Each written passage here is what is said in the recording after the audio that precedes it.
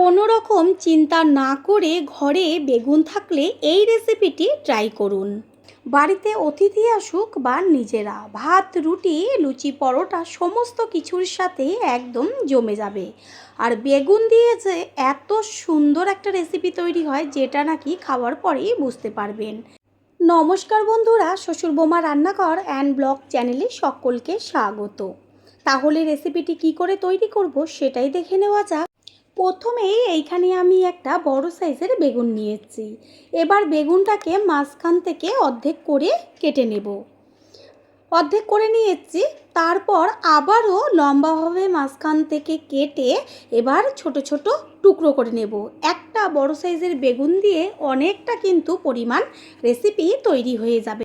দেখিয়ে দেওয়া হলো যে কিভাবে বেগুনটা কেটে নেব।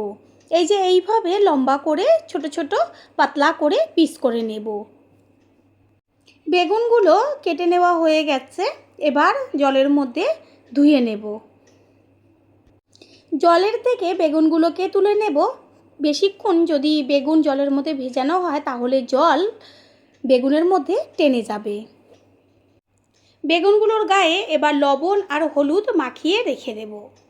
লবণ আর হলুদ যদি বেগুনের মধ্যে আগের থেকে মাখিয়ে রেখে দেওয়া হয় তাহলে বেগুনটা ভাজার সময় তেল একদম কম টানে আর খুব তাড়াতাড়িও ভাজাটা হয়ে যায়।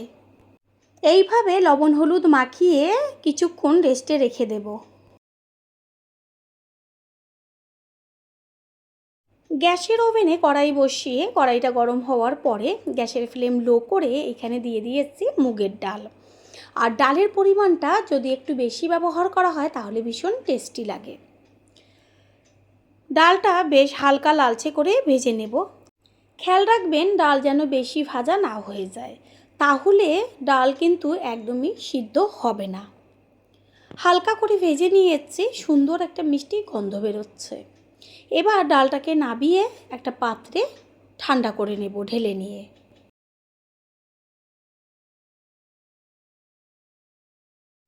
ওই কড়াইটাই বসিয়ে দিয়ে দিচ্ছি সাদা তেল। তেল এইখানে একদম অল্প পরিমাণ ব্যবহার করেছি। তেলটাকে ভালো করে গরম করে নেব।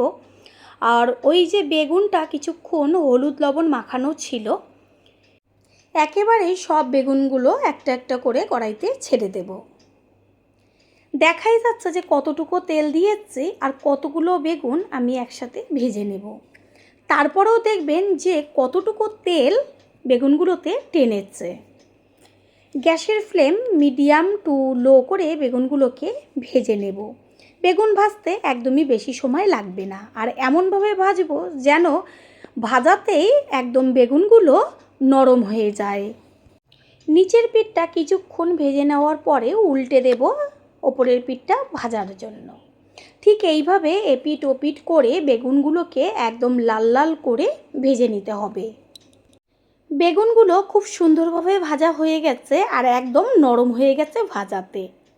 এবার তেল ছেঁকে বেগুনগুলোকে একটু সাইডে রেখে দেব। এতে কি হবে, বেগুনের ভেতরে থাকা তেলগুলো সেটা গড়িয়ে কড়াইতে পড়বে।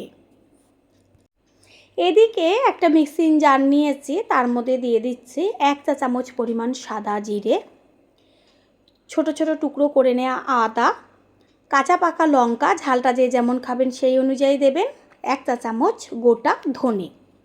তারপরে দিয়ে দেব পরিমাণ মতন জল দিয়ে পেস্ট করে নেব। একটা বড় সাইজের বোলের মধ্যে নিয়েছি জল, আর ওই যে মুগের ডালটা ভেজে রেখেছিলাম সেটা ঠান্ডা হয়ে গেছে।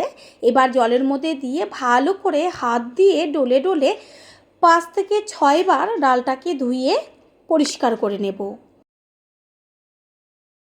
বেগুন ভাজাগুলো তুলে নিয়ে দেখা যাচ্ছে যে কতটা তেল রয়েছে, আর কিন্তু আমি কোনো রকম তেল ব্যবহার করিনি। ওই তেলের মধ্যেই দিয়ে দিয়েছি গোটা শুকনো লঙ্কা, গোটা গরম মশলা যেমন এলাচ, দারচিনি, লবঙ্গ আর একটা তেজপাতা। ফোড়ন হিসাবে দিয়েছি সাদা জিরে। গ্যাসের ফ্লেম লো করে ফোড়নটাকে ভালো করে ভেজে নিয়েছি। এবার দিয়ে দেব ছোট চামচের 1/2 চা চামচ পরিমাণ হিং। হিংটা তেলের মধ্যে দিলে পরে এত সুন্দর একটা গন্ধ আসে। তারপরে দিয়ে দেব কালারের জন্য কাশ্মীরি লঙ্কার গুঁড়ো আর বেশ কিছুটা পরিমাণ কুচিয়ে নেওয়া টমেটো। তেলের মধ্যে কাঁচা গন্ধটা যাওয়া পর্যন্ত ভেজে নেব। দিয়ে দিচ্ছি তাড়াতাড়ি মজে আসার জন্য লবণ। গ্যাসের ফ্লেম লোতেই থাকবে আর কালারের জন্য হলুদ গুঁড়ো। তেলের মধ্যে যদি এইভাবে টমেটো আর লঙ্কার গুঁড়ো, হলুদ বেশ দিয়ে প্রথমে কষানো হয়, কালারটা এত দুর্দান্ত আসে যেটা নাকি দেখার পরেই বুঝতে পারবেন টমেটো কত সুন্দর তেলের মধ্যে একদম মজে গেছে, কাঁচা গন্ধটাও চলে গেছে। এই সময় দেব জিরে, ধনে, আদা আর কাঁচা লঙ্কা যে একসাথে পেস্ট করে নিয়েছিলাম সেই পেস্ট। মশলাটা এবার ভালো করে কষিয়ে নিতে হবে। প্রথমেই টমেটোর সাথে কেন দিলাম না, এটার একটা কারণ আছে, কালারটা অনেকটাই নষ্ট হয়ে যাবে। কিছু কিছু কারণের জন্য আমাদের বাড়ির রান্না আর রেস্টুরেন্টের রান্নাগুলোর অনেকটাই তফাৎ হয়ে যায়। কিছুক্ষণ ঢাকনা চাপা দিয়ে রেখেছিলাম, মশলাটা কষানো হচ্ছে। আর এইখানে রেখেছি টক দই। যখন দেখবেন যে মশলার ওপরে তেল ছাড়তে শুরু করেছে, গ্যাসের ফ্লেম একদম লোতে রেখে টক দইটা দিয়েছি। খেয়াল রাখবেন যেন দইটা কেটে না যায়, অনেক সময় দই কেটে ছানা হয়ে যায়। মশলাটা একটু সময় নিয়ে কষিয়ে নিতে হবে। মশলা যত ভালো কষানো হবে রেসিপির টেস্ট তত টেস্টি হবে। মশলার থেকে সুন্দর গন্ধ বেরোচ্ছে। এই পর্যায়ে দিয়ে দেওয়া হলো ওই যে মুগ ডালটা ধুয়ে রেখেছিলাম, সেই ধুয়ে নেওয়া ডালটাকে দিয়ে তারপর মশলার সাথে মিশিয়ে 4-5 মিনিট মতন গ্যাসের ফ্লেম লোতে রেখে ঢাকনা চাপা দিয়ে কষিয়ে নিতে হবে। এতে কি হবে, মশলা হবার সাথে সাথে ডালটাও বেশ অনেকটাই নরম হয়ে যাবে। কিছুক্ষণ বাদে কড়াইয়ের ঢাকনাটা সরিয়ে দিয়ে তারপরে একটু খুন্তি দিয়ে মশলাটাকে নেড়েচেড়ে দেব। দেখা যাচ্ছে ওপরে কত সুন্দরভাবে তেল ছেড়েছে। যেহেতু মুগের ডাল সেই কারণে সিদ্ধ হতে বেশি সময় লাগবে না। আর একটা কথা, এই রেসিপির ক্ষেত্রে ডাল খেয়াল রাখবেন যেন গলে না যায়। গোটা গোটা থাকবে ডাল সমস্ত, তবে ভেতরটা পুরো নরম হয়ে যাবে, ঠিক সেরকম পর্যায়ে একটু খেয়াল রাখবেন। ডালের মধ্যে দিয়ে দেওয়া হলো উষ্ণ গরম জল। গ্যাসের ফ্লেম হাইতে রয়েছে, আর রান্নাতে সবসময় চেষ্টা করবেন একটু গরম জল ব্যবহার করার। এইভাবে আবারও একটু ঢাকনাটা চাপা দিয়ে দেব। কিছুক্ষণ এরকমভাবেই ডালটা সিদ্ধ হবে জলের মধ্যে। পুরনো বন্ধুদের সবসময় আমাদের পাশে এইভাবে ভালোবেসে থাকার জন্য অনেক অনেক ভালোবাসা। 10 মিনিট মতন হবার পরে ঢাকনাটা তুলে আমি খুন্তিতে ডালটা তুলে দেখিয়ে দিচ্ছি যে ডালটা কেমন সিদ্ধ হলো। দেখা যাচ্ছে ডালটা একদম সুন্দরভাবে নরম হয়ে গেছে। এই সময় দিয়ে দেব ভেজে নেওয়া বেগুনগুলো। খেয়াল রাখবেন ডালটা নরম হয়ে যাবার পরেই বেগুনগুলো দিতে হবে, কারণ বেগুন তো ভাজাতেই সিদ্ধ হয়ে গেছে, সেই কারণে হতে বেশি সময় লাগবে না। বেগুন দেওয়ার পরে আবারও একটু ঢাকনাটা চাপা দিয়ে দেব। প্রথমবার যারা আমাদের চ্যানেল ভিজিট করছেন তাদের আন্তরিক শুভেচ্ছা ও অনেক ভালোবাসা। আমাদের রেসিপিগুলো যদি ভালো লেগে থাকে সাবস্ক্রাইব করে দেওয়ার অনুরোধ রইল, ও পাশে থাকা বেল আইকনে ক্লিক করলে পরবর্তী ভিডিওগুলো সবার আগে আপনাদের কাছে পৌঁছে যাবে। এর মধ্যে দিয়ে দিচ্ছি সমস্ত কিছুর ব্যালেন্সটা ঠিক রাখার জন্য চিনিটাকে মিশিয়ে নেব। এটা অপশনাল, কেউ যদি পছন্দ না করেন নাও দিতে পারেন। আর রেসিপিটা একটু মাখা মাখা হবে। চেক করে নিয়েছি একটু লবণের প্রয়োজন, সেই কারণে একটু লবণ দিয়ে মিশিয়ে নেব। লবণটা দেওয়ার পরে গ্যাসের ফ্লেম লোতে রেখে কিছুক্ষণের জন্য হতে দিতে হবে, কারণ লবণটা যাবে, যেহেতু লবণটা কম আছে। কিছুক্ষণ ডালটা হওয়ার পরে এর মধ্যে আমি ব্যবহার করব ছোট চামচের 1 চা চামচ পরিমাণ গরম মশলার গুঁড়ো।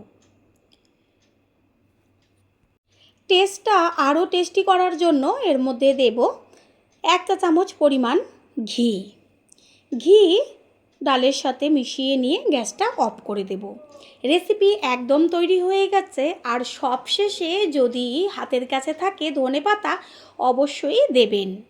মুখের স্বাদ বদলাতে একটু মাঝে মাঝে যদি আমরা ভিন্ন ভিন্নভাবে রান্নাটা করার চেষ্টা করি, রান্নার একঘেয়েমিটাও চলে যায় আর ভীষণ ভালো লাগে খেতে। ধনেপাতাটা দেওয়ার পরে একটু ঢাকনা চাপা দিয়ে রেস্টে রেখে দেব। এতে কি হবে, এই যে ভেতরে থাকা গন্ধটা বেরিয়ে যাবে না। একটু রেস্টে রাখার পরে ঢাকনাটা সরিয়ে সম্পূর্ণ লুকটা দেখিয়ে দিচ্ছি। কত সুন্দর মাখা মাখা হয়েছে, ঠিক এরকম পর্যায়ে নাবাতে হবে। এবার একটা পাত্রে তুলে নেব। তৈরি হয়ে গেল আজকের রেসিপি। আশা করি রেসিপিটি ভালো লাগলো। আর যদি ভালো লেগে থাকে একটা লাইক, কমেন্ট, পারলে একটা শেয়ার করে অবশ্যই জানাবেন। আপনাদের দেওয়া একটা লাইক ও লাইকের পাশে থাকা হাইপ আর একটা শেয়ার আমাদের কাছে অনেক অনেক গুরুত্বপূর্ণ। All friend, thanks for watching my video. আপনারা সকলে ভালো থাকবেন, সুস্থ থাকবেন। আবারও দেখা হবে অন্য কোনো রেসিপির এপিসোডে।